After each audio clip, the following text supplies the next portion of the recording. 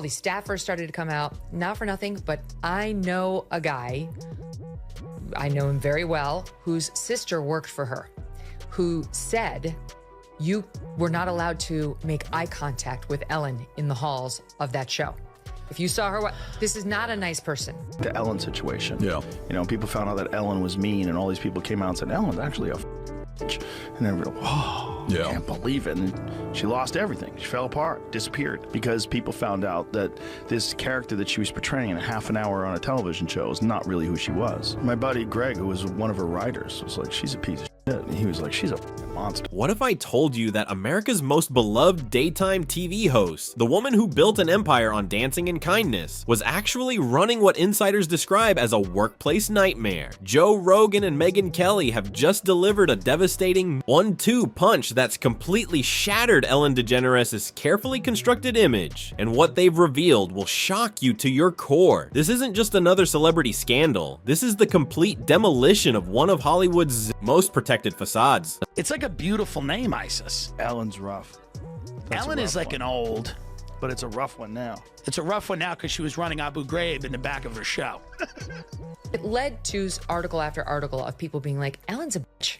Ellen is a nasty person. For over 2 decades, Ellen DeGeneres was absolutely untouchable, the dancing queen of daytime television, preaching be kind to millions while raking in hundreds of millions of dollars from sponsors, merchandise, and endorsement deals. Her show was a cultural phenomenon that defined an entire generation's understanding of feel-good entertainment. Her brand wasn't just bulletproof, it was considered sacred in Hollywood circles. Ellen represented everything pure and wholesome. About celebrity culture, the rare star who seemed genuinely nice in an industry known for its toxicity. But all of that came crashing down faster than you could say, be kind to one another. The first major crack in her perfect facade appeared during what seemed like an innocent interview with Dakota Johnson. Ellen tried to publicly shame the actress for not inviting her to a birthday party, playing the victim card on live television. Johnson's response was ice cold and devastating. Actually, Ellen, I did invite you and you declined. The awkwardness was palpable, the silence deafening, and the audience could sense something was seriously wrong. But what happened next would expose years of carefully hidden truth that industry insiders had been whispering about behind closed doors. When you see, like, a lot of people saying that someone who seems so nice is not nice at all. She doesn't seem nice, but that people have a very poor judge of character. She doesn't seem nice. It seems forced. People that are like that all the time, she doesn't seem nice. It's very forced. And whatever, you're allowed to be a right. You're allowed to be nasty to people. You're accomplished. You're a comedian. You did the whole thing. What you're not allowed to do is have a Guantanamo Bay situation in the backstage of your show where everybody's walking around afraid for their life, and it's like Abu Ghraib where they're hooked up to wires and they Dogs have like around them. I have a question for you on this. This is perfect for you. Because I'm seeing this week that there is an attempted comeback by somebody who did not cross one of those fateful lines of misstepping on their sacred cows of gender or race or sexuality. Yeah. But she was said to be a nasty biatch, and that's Ellen DeGeneres.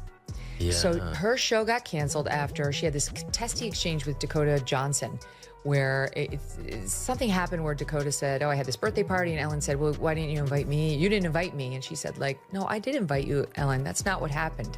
And Ellen had blown her off and then tried to play the victim on the set with her. Anyway, it led to article after article of people being like, Ellen's a bitch. Ellen is a nasty person.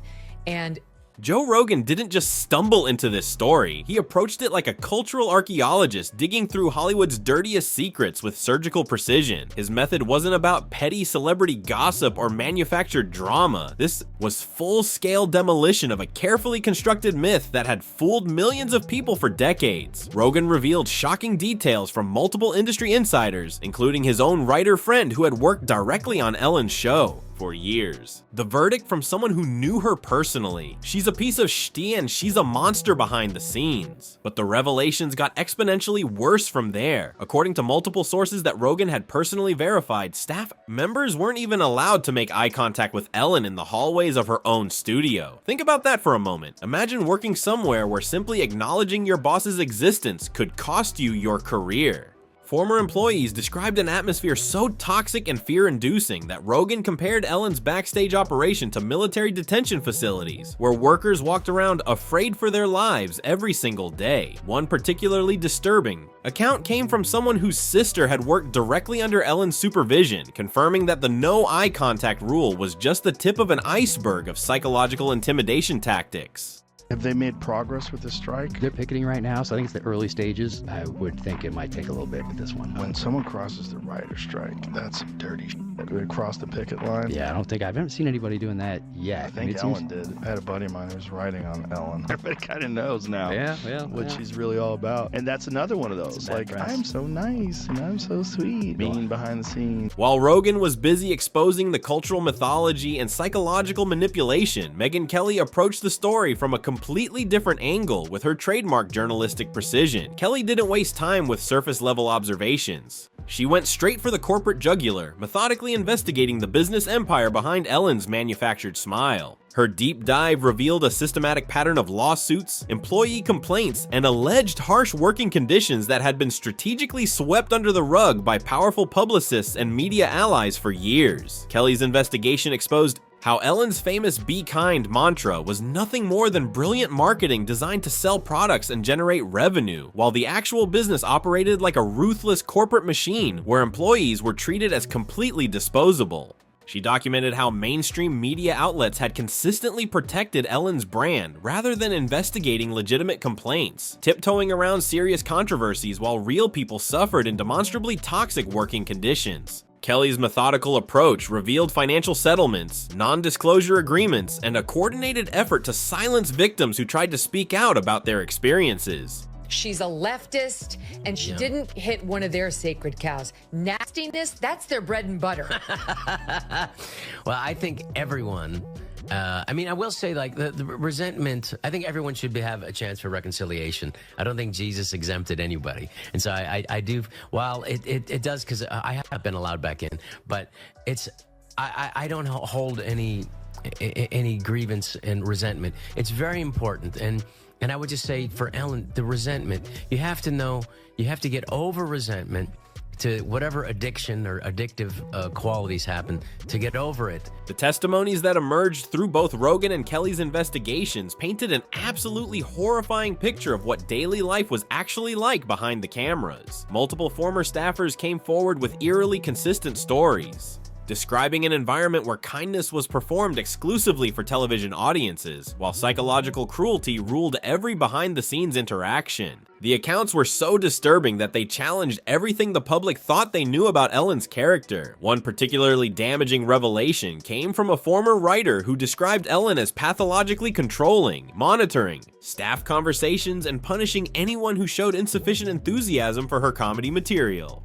Crew members described living in constant fear of Ellen's explosive reactions to minor mistakes, with some reporting panic attacks and stress-related health issues directly caused by the toxic work environment. Former employees revealed a culture of favoritism, arbitrary punishment, and emotional manipulation that extended far beyond typical workplace dysfunction. This wasn't just about having a demanding or difficult boss. This represented systematic psychological intimidation disguised as television production, where human dignity was sacrificed for ratings and profit margins. But here's where the story takes an absolutely twisted turn that reveals Ellen's true character, her shameless attempted comeback strategy. Instead of offering genuine accountability or meaningful apologies to the people she allegedly tormented, Ellen has doubled down on playing the victim card harder than anyone could have imagined possible. Her new Netflix special, reportedly worth tens of millions of dollars, features Ellen dramatically claiming she was run out of Hollywood while speaking from a grandiose stage that screams wealth and privilege. The cognitive dissonance is staggering. A woman worth an estimated $450 million, living in multiple mansions and enjoying a lifestyle that 99.9% of humanity can only dream about, is seriously asking her audience to feel sorry for her supposed struggles. She's actively complaining about double standards for women in America while simultaneously embodying the most extreme version of wealthy celebrity privilege imaginable. Industry insiders report that her Netflix material contains zero genuine accountability, no real apologies to former employees, and no acknowledgement of the pain she allegedly caused to dozens of people whose only crime was working for her. Instead, it's a carefully crafted sob story designed to rehabilitate her public image without admitting even the smallest fraction of responsibility for her documented behavior patterns. Her and Bush are jumping around. I mean, That's right, she was buddies with Bush. That yeah, was like she's one a of the first CIA agent. Stephen Paddock. And do not ask me for sources, but Stephen Paddock. Who's that? He was the guy that shot up the Vegas concert. That was a very tragic thing. Listen to this. The only guy that saw Stephen Paddock alive, his name is Jesus Campos. He was a guard at Mandalay Bay.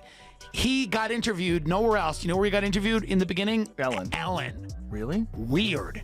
And then they went on, if you could find that clip, they went on with a weird like diagram of how it happened, and Ellen's like showing the people how it happened. Not like an emotional like how are you feeling, how are you holding up. It was a weird diagram of like, and then he went to the left and to the right. It was very strange to look. What the hell's going on? This is a daytime show. This Ellen DeGeneres expose represents something exponentially more significant than just another celebrity's public downfall. It's actually a fundamental cultural reckoning with how modern society consumes, processes, and worships celebrity personas in the digital age. Ellen's case provides undeniable proof that when authentic kindness gets transformed into a calculated brand strategy instead of a genuinely lived philosophy, it morphs from genuine inspiration into sophisticated psychological manipulation of audiences who trusted her message. The combination of Rogan's counterculture skepticism and Kelly's mainstream journalism credibility created a perfect storm of accountability that's forcing millions of people to question every single nice celebrity they've ever blindly idolized. This cultural shift represents the death of passive celebrity worship and the birth of active celebrity accountability, where audiences are no longer willing to accept polished PR narratives without demanding evidence of authentic behavior, are developing unprecedented skepticism about manufactured personas, recognizing the difference between performed kindness and genuine human compassion. The Ellen scandal has become a template for how future celebrity exposés will unfold, combining grassroots cultural criticism with professional investigative journalism to create accountability mechanisms that didn't exist in previous decades. The story becomes even more mysterious and disturbing when you examine some of Ellen's more unusual interviews, guest selections, and industry connections that have raised serious eyebrows among entertainment insiders. Investigators have noted peculiar patterns in her show's content that seemed oddly out of place for a supposedly lighthearted daytime talk show format. Some industry observers have questioned the nature of certain celebrity relationships and business partnerships that appeared to extend far beyond typical entertainment industry networking. These unusual elements add multiple layers of intrigue to an already complex narrative, suggesting there might be significantly more to uncover about Ellen's true motivations, connections, and the real power structure behind her media empire. Former employees have hinted at behind-the-scenes meetings and conversations that had nothing to do with television production, creating speculation about what other activities might have been taking place under the cover of her wholesome public image. The questions surrounding her authentic relationships, business dealings, and personal motivations continue to fuel intense speculation among industry insiders who have been observing her career trajectory with growing suspicion for years. Ellen's legacy has now been permanently and irreversibly tainted by the comprehensive revelation that her entire multi-decade career was fundamentally built on an elaborate, sophisticated lie that fooled millions of people worldwide. The famous Be Kind crown has not just fallen, it's been completely shattered into pieces that can never be reassembled. Her daytime television kingdom has transformed from an inspiring fairy tale into a cautionary tale about the dangers of celebrity worship and the importance of looking beyond manufactured public personas. Other celebrities with seemingly spotless public images are undoubtedly terrified right now, fully aware that authenticity is no longer optional in an era where social media and independent journalism can expose hypocrisy faster than traditional PR machines can cover it up. This massive cultural shift means that performed kindness will no longer be accepted as genuine compassion. Audiences have developed sophisticated detection systems for identifying fake personas and will ruthlessly expose celebrities who try to manipulate public perception through manufactured wholesomeness. The Ellen DeGeneres scandal isn't just about exposing one person's extraordinary hypocrisy. It represents the complete transformation of how celebrity culture operates in this modern era, We're witnessing the death of traditional celebrity worship and the birth of a new paradigm where public figures are held to unprecedented standards of authenticity and accountability. In a world that has become obsessed with curated images and manufactured personas, the truth always finds innovative ways to surface, often through unexpected combinations of voices like Joe Rogan's cultural criticism and Megyn Kelly's investigative journalism. This case proves that no amount of money, influence, or media protection can indefinitely shield public figures from the consequences of their authentic behavior patterns. The Ellen expose has become a watershed moment that will influence how future generations evaluate celebrity claims, judge public personas, and demand genuine accountability from the entertainment figures they choose to support with their attention and money.